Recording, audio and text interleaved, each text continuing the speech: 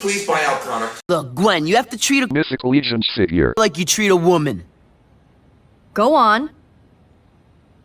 No, I sense I've made a mistake of some kind. Hey guys, Skeletal MQ here, and today we're going to be looking at Thraice Up Your Evening Wraithhailer.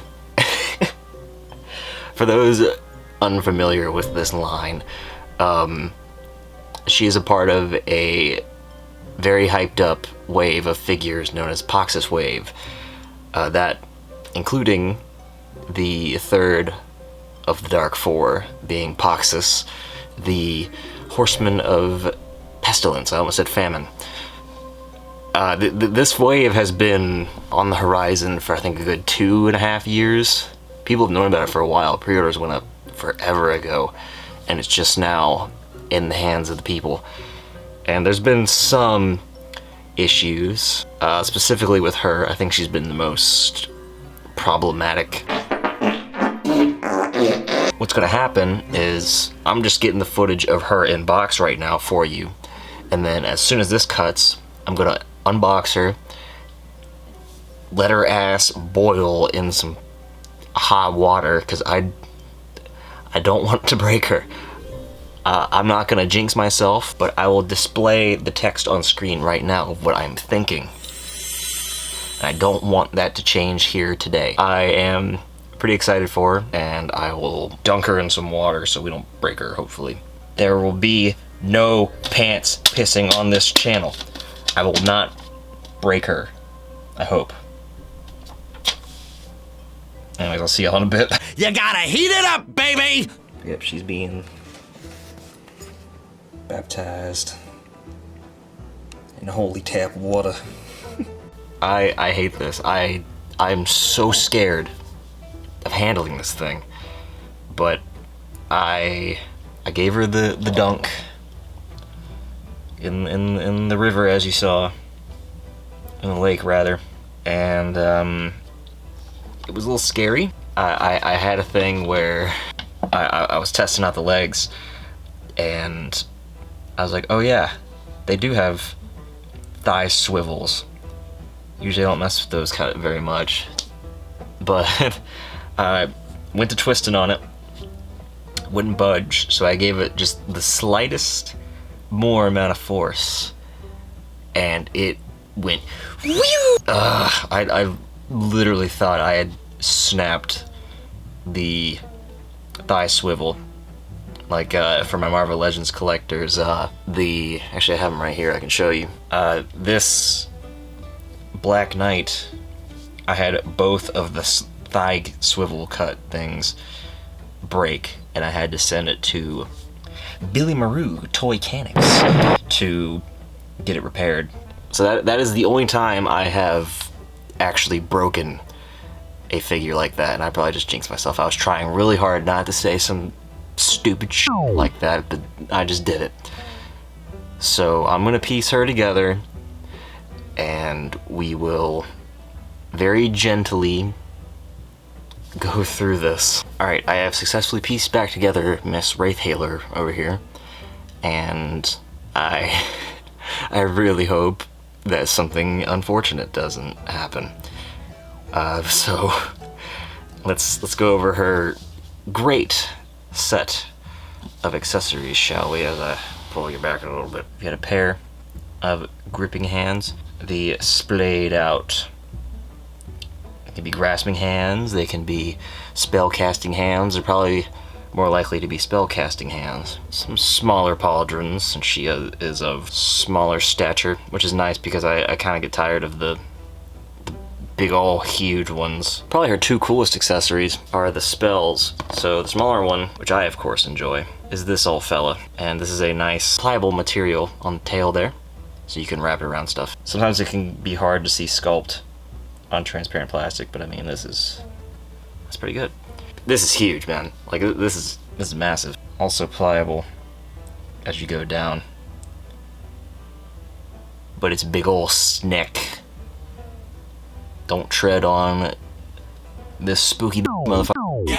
It's tall as she is. No, it's way taller. If you're gonna be a wizard, you're gonna need a staff. The orb on top is transparent, and kind of like we've seen before, it has that topper thing, and the rest of it is just kind of a gold and silver rod. I mean, that is cool.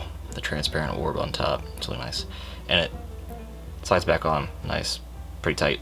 And then we also have this alternate head. Sorry, my lighting kind of sucks right now, but it's got the hair around the front instead of the back, so that when you put the cloak on her, her hair flowing down the back won't get in the way. And the facial expressions are, I don't know what's different there, but just something is different there. I don't really know how to explain it. Maybe you guys will see it too, but maybe it's just because there's like the paint deco can't be absolutely identical, you know? But I feel like something different's going on here. And I haven't taken this out of the bag yet, because I have a big old fluffy dog and I don't want hair all over it, because it's gonna get all over it. I mean, this is good.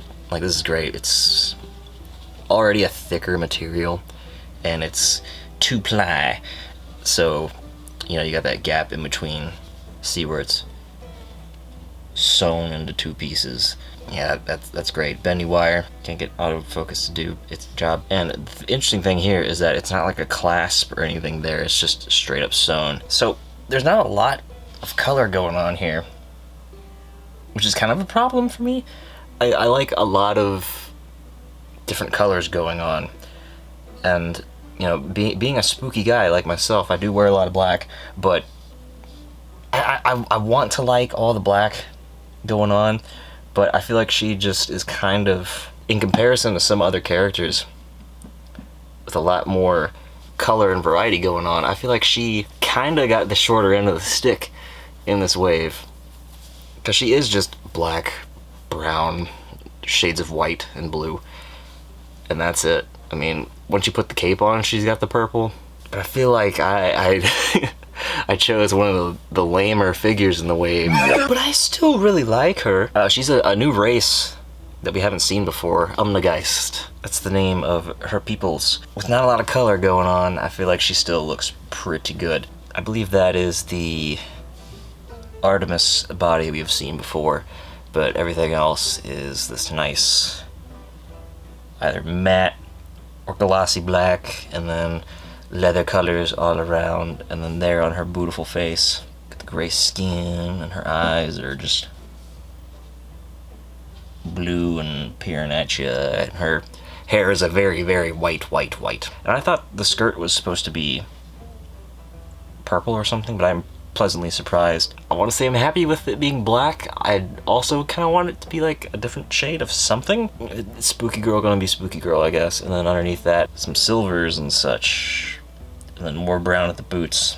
I feel like mainly the appeal is the face sculpts and then the cloth good cape. So, but she's cool, you know? I hate talking about her like she's nothing impressive or crazy. I really like her, but you know, she's simple, pretty basic. Let's change that by putting the cape on her. Like, I've been excited for her. I get her in hand and I feel like I'm just kind of ragging on her.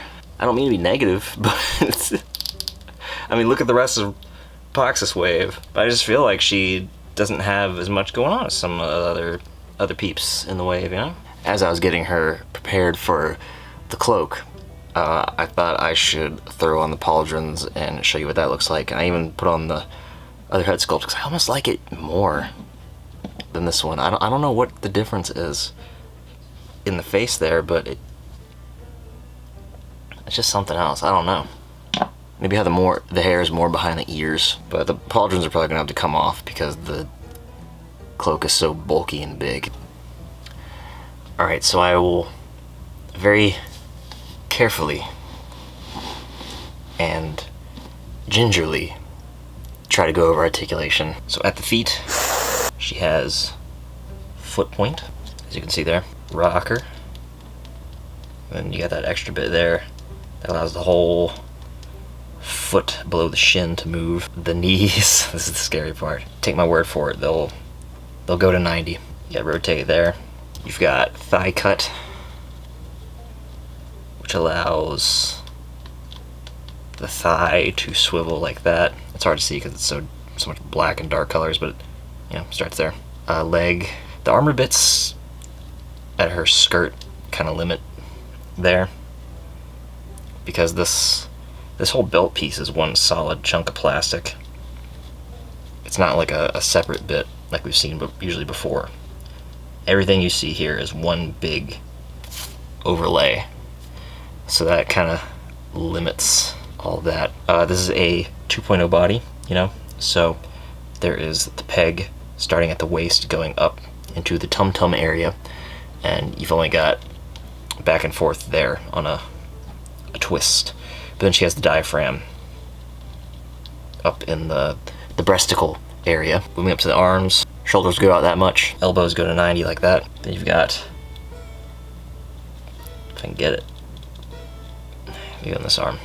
Well, the gauntlets swivel, and these current gripping hands that are on her have side-to-side hinge, but the other pair that she comes with is vertical, so she has casting, thumb-breaking hands as well. And then the head is very limited with the cloak on.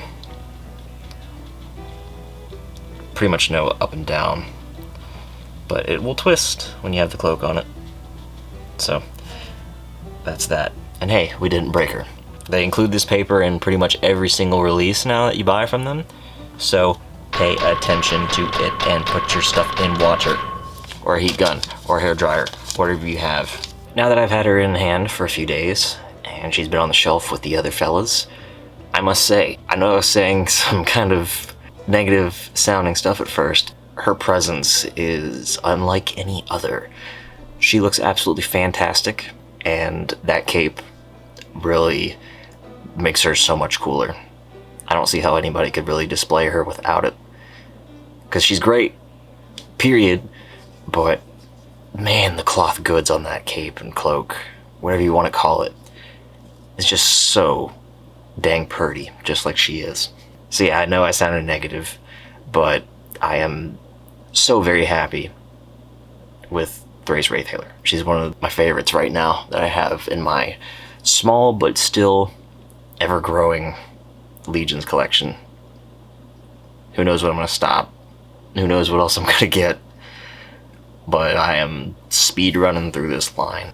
Anyways, guys, if you enjoyed, let me know. Leave a like, subscribe, all that kind of stuff. And I will see you all in the many figure reviews that are to come, because I have so much Legion stuff on the way. Jeez. So, yeah, happy questing. And I'll see y'all later.